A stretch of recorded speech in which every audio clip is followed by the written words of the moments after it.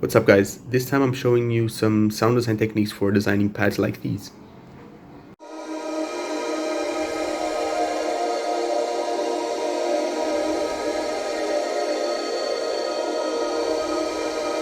I want to dig a little bit deeper into making pads by layering. Basically grabbing a bunch of samples, also some kind of MIDI information, layering everything together and stacking everything into a bus chain to make a spacey sounding pad. Okay. We are going to do this by using the convolution reverb. The Fruity Convolver is a convolution reverb. We're not going to be recording anything though. We're just going to be using the convolution reverb with the blur white preset, which is just pure white noise that makes the sound really blurry. We can go with D sharp. We can grab ourselves piano, for example. I'm going to use this one. It's Labs plugin from Spitfire Audio. This is a free plugin. It's a very soft piano and I think it's pretty cool, especially for pad making and ambiance. Let's assign this to the track 78, which is the bus that we're going to be processing our pads on. And let's just, play random notes. This is going to sound really weird. And you just, copy and paste it several times and just mess around with, these notes.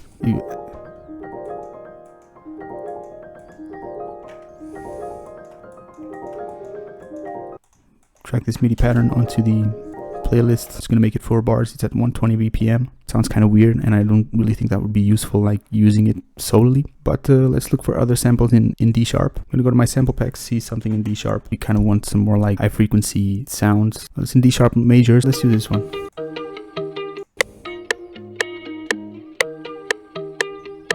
Pretty cool. We can go for this one. When choosing different samples, try understanding which frequencies are lacking. For example, this piano is pretty evident like around the 400k area. And that is the same for the semantic samples. So you probably would want to put this like an octave higher. Why not? Let's try this one. We can start making the pads right away. We can add more layers after this, but for now, let's just keep it as it is. First of all, what you want to do is, like I said, you want to turn on the Fruity Convolver and you want to set this to the blur white preset. This is how it sounds.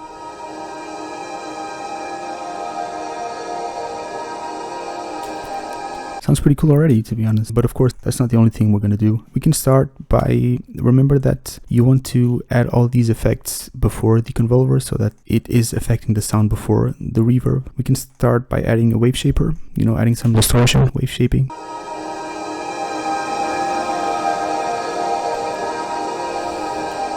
Be careful not to overdo it. And also because we are doing these all effects and manipulating the sound before the reverb, it will take a bit longer to understand the effect because of the decay time of the reverb in this case.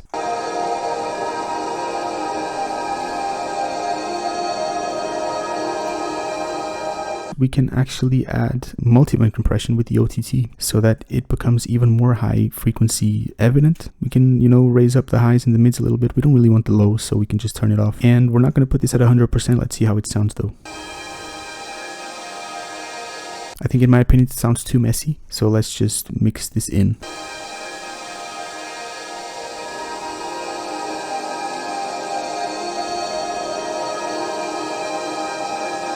I think somewhere around 29% is actually pretty cool. Let's look for other samples in Splice. In D sharp, let's go for vocals in D sharp major. Yeah, why not? Let's try this one. As you can see, this sample is a bit louder than the rest, so we want to put the volume down.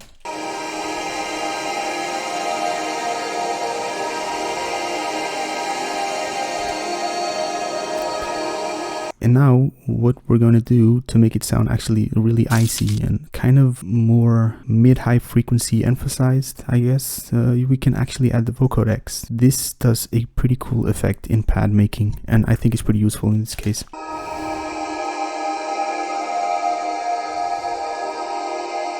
You can probably also EQ this a little bit and remove some frequencies that are kind of hurting the ears.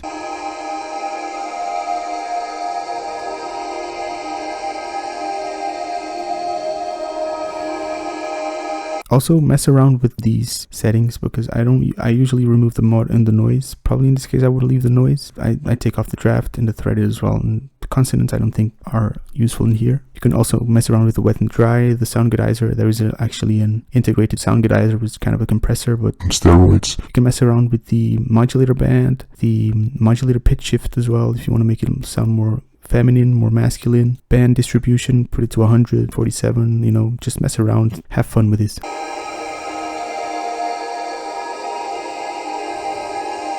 Yeah, now we can start actually EQing this a little bit.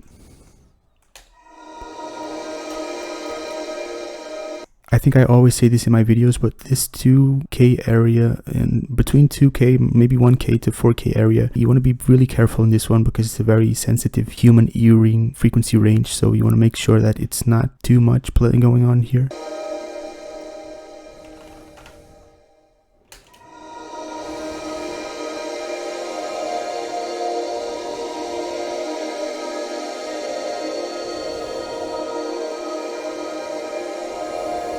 Also around this area, you don't want to make it too muddy as well. There's a lot going on here, so you want to turn the volume down from this area as well. I think right now it's looking pretty decent. Let's add some effects. For example, we can add a phaser, for example, or a flanger. Let's see.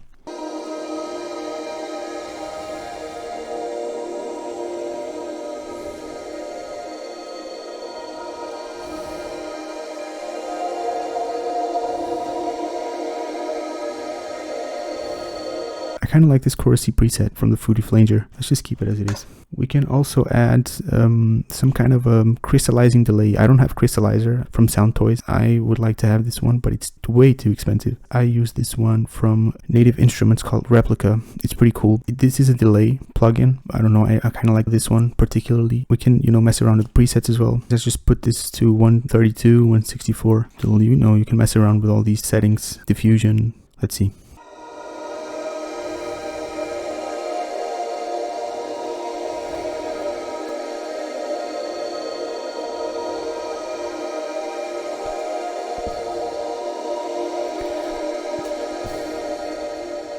After the convolver, you want to make surgical EQ. You just want to make the final EQ, make the final touches of the pad. Remove the unnecessary low end information, the unnecessary high end information, and so on and so forth.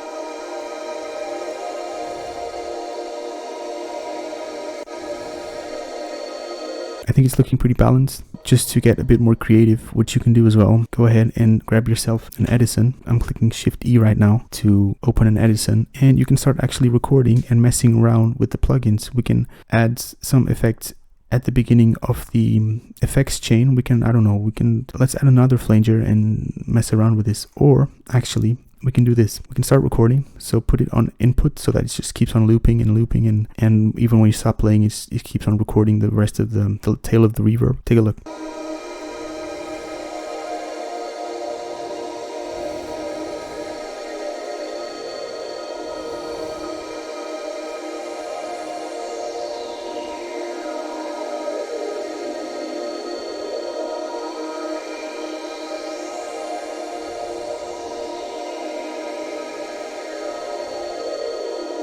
Just to kind of give that movement to the pad. You can start recording, and this will just play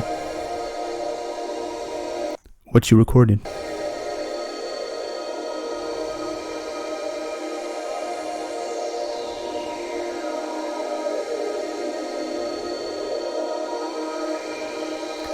And so this is a pretty good technique because it actually saves a lot of your CPU. So you can just record the pad, drag the pad onto another track and use it instead of having all these plugins in here. You can just go ahead and remove everything and just use the sample. And now you have yourself a cool pad in D sharp major.